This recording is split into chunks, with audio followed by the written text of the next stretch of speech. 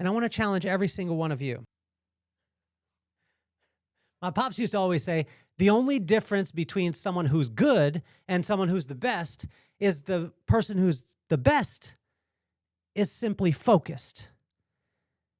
And he would say to me, boy, what's the difference between trying and doing? And then he would hold out his hand and he would say, try and touch my hand. And I would reach out and I would touch his hand. And he was like, no, try. And I would reach out again and I would grab a hold of it. And then he'd be like, no, what I said to you, boy, was try. And I didn't understand. And so I reached out and I put my hand very close to his and I would just reach out and he said, try harder. And I touched it and he said, no, don't touch it. Just try. And he said, there's a difference between trying and doing. And it's simply the fact that there's people who try and then there's people who do.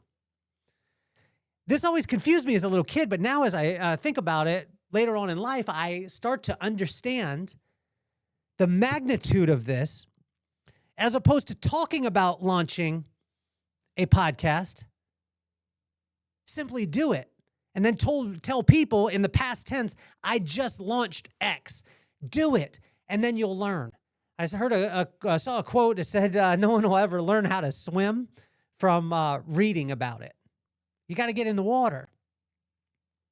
And so my pops was giving me this very early on, but he was also giving me the permission to be able to try things because he constantly told me that I was the greatest.